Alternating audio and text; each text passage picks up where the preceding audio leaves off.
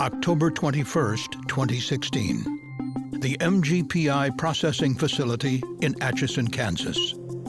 An unintended chemical reaction resulted in a dense cloud containing toxic chlorine gas and other chemicals that drifted into the community, leaving over 140 people with reported injuries. The incident occurred during a routine chemical delivery when two incompatible chemicals, sulfuric acid and sodium hypochlorite, were inadvertently mixed, forming the toxic cloud. Delivery and unloading operations may be perceived as simple compared to other processes at chemical facilities. But because these activities can involve large quantities of chemicals, the consequences of an incident can be severe. Our case study on the MGPI incident stresses that facilities must pay careful attention to the design and operation of chemical transfer equipment to prevent similar incidents.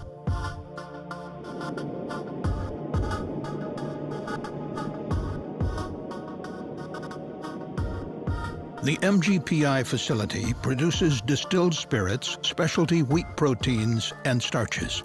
The incident occurred in a section of the plant that uses sodium hypochlorite, or bleach, as well as sulfuric acid. These two chemicals, when combined, can form chlorine gas and other chemical compounds. On the morning of the incident, a truck from a chemical distribution company, Harcross Chemicals, arrived at MGPI to complete a routine delivery of sulfuric acid. After reviewing paperwork in the control room, an MGPI facility operator escorted the driver to a locked loading area. There, chemicals are transferred from trucks into the facility through piping, called fill lines, to several large storage tanks in an outdoor tank farm. The MGPI operator unlocked the sulfuric acid fill line for the driver to connect the truck's unloading hose. The operator remembers pointing out the correct fill line to the driver before he returned to his workstation. The driver, however, does not recall hearing the operator identify the fill line. Unknown to the operator, the sodium hypochlorite fill line was also unlocked, and the two lines, which were only 18 inches apart, looked similar and were not clearly marked. The driver connected his truck's sulfuric acid hose to the sodium hypochlorite line, and sulfuric acid began flowing inside. He then returned to the cab of his truck. Shortly before 8 a.m., a greenish-yellow gas began flowing from the bulk tank of sodium hypochlorite. The driver noticed the cloud in his truck's side view mirror and attempted to return to the connection area to turn off the flow of sulfuric acid, but the gas overwhelmed him.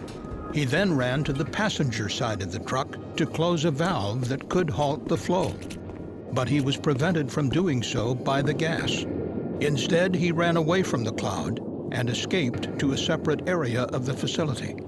At about the same time, toxic gases entered the facility control room through the building's ventilation system. MGPI operators preparing for shift change in the control room were immediately overcome by the toxic gas. Because the operators had a practice of locking respirators between shifts, some were unable to access their respirators before evacuating the building.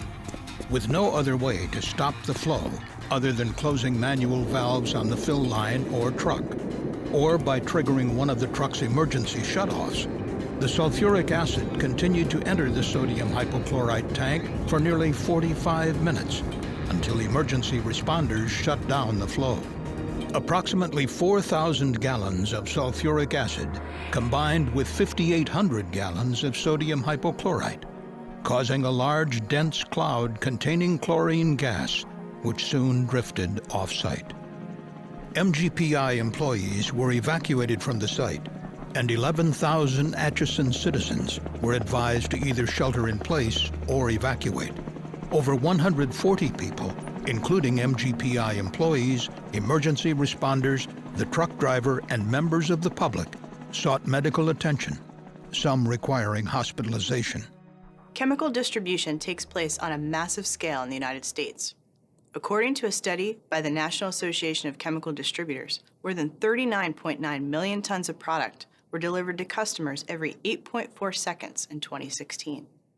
The CSB is concerned that there are many opportunities for incidents like the one at MGPI to occur. John Hennigan is director of the Pipeline and Hazardous Materials Safety Administration's Hazardous Materials Safety Southern Region Enforcement Office. According to our data from 2014 through 2017, unloading incidents involving hose connections to incorrect tanks occur frequently. These incidents are often quite serious because of the large amount of chemicals involved. Most commonly, the incidents involve compatible materials and result in tank overfills. Incidents similar to the one at MGPI, where two incompatible materials are inadvertently mixed and result in a chemical reaction, occur less often, but are nonetheless problematic. Since 2014, 8 incidents similar to MGPI have occurred. These incidents resulted in 44 injuries and the evacuation of 846 people. In its case study on the MGPI incident, the CSB identified several human factors deficiencies which influenced how the operator and driver interacted with the chemical transfer equipment. Chemical facility operators and delivery drivers often work directly with chemical transfer equipment for loading and unloading operations. The study of human interactions with process equipment, called human factors, should be carefully considered when identifying hazards, particularly because chemical delivery drivers may not be familiar with the facility's equipment. For example, at MGPI, the CSB found that the close proximity of the sulfuric acid fill line to the sodium hypochlorite fill line increased the likelihood for workers to make an incorrect connection during chemical unloading. The CSB also discovered that the two fill lines looked and functioned identically, using the same type of connections. Lastly, the CSB found that of the 5 fill lines in the unloading area, only one was labeled at the point where the hose connected. A key lesson from our case study is for facilities to evaluate chemical unloading equipment and processes and implement safeguards to reduce the likelihood of an incident. This should be done while taking into account human factors issues that could impact how facility operators and drivers interact with that equipment.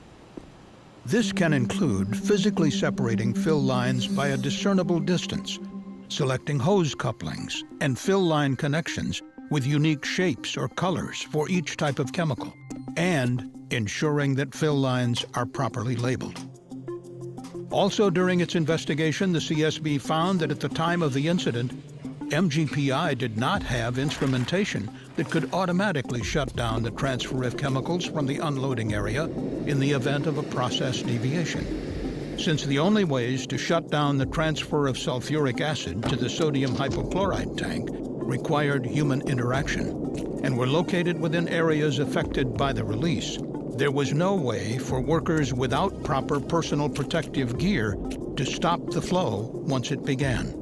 Another key lesson from our case study is for facility management to evaluate their chemical transfer equipment and processes, and where feasible, install alarms and interlocks in the process control system that can shut down the transfer of chemicals in an emergency.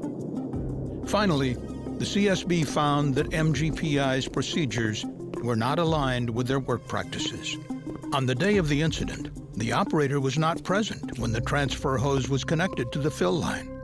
Even though the company's procedures state that operators must verify the connection and that the operator should be the one to open the fill line valve, but the CSB discovered that some operators were not aware of these steps in the procedures and that it was their practice to have drivers open the fill line valve, thinking this would be safer, since drivers wear personal protective equipment in the event of a release.